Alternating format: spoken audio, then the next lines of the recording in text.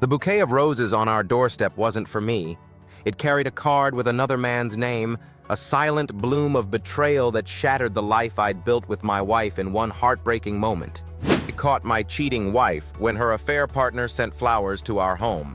I stood in the hallway of our Lahore home at dawn, the call to prayer echoing faintly through the warm July air, staring at the vibrant roses delivered just minutes ago.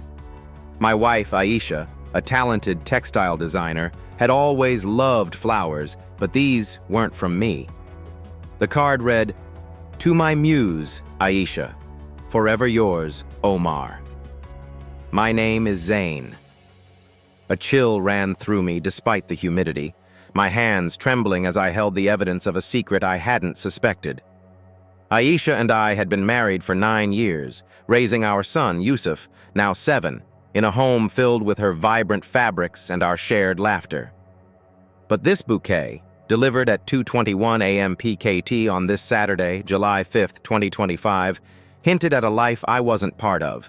I waited until she woke, the roses still on the kitchen table like a ticking bomb. When Aisha saw them, her face drained of color, her usual grace faltering. "Zain, it's not what you think," she stammered, but the lie was as fragile as the petals.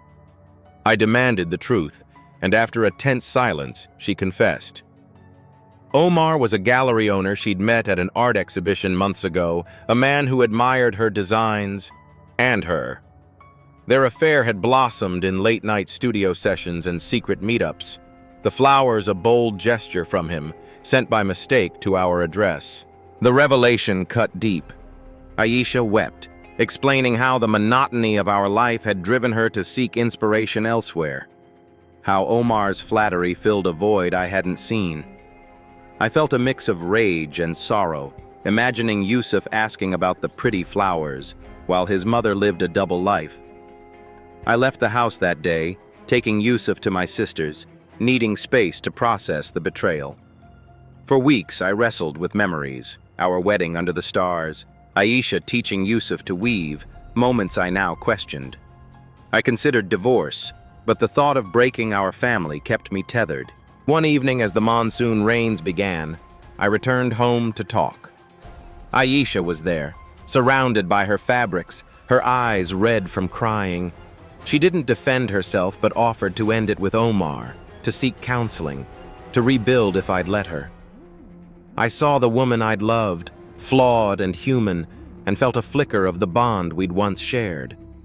I agreed to try, not for her alone, but for Yusuf and for the man I wanted to be. And months later, as the monsoon cleared and Lahore glowed under a soft evening sky, I stood with Aisha and Yusuf in our garden, where new roses now bloomed, ones I'd planted myself.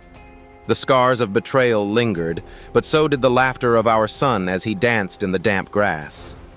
Aisha's hand brushed mine, tentative yet hopeful, and I squeezed it back, a silent promise to heal together. Those first flowers had broken us, but from their ashes, we were growing something new, a love reshaped by pain, stronger for its fractures, and rooted in the family we chose to save.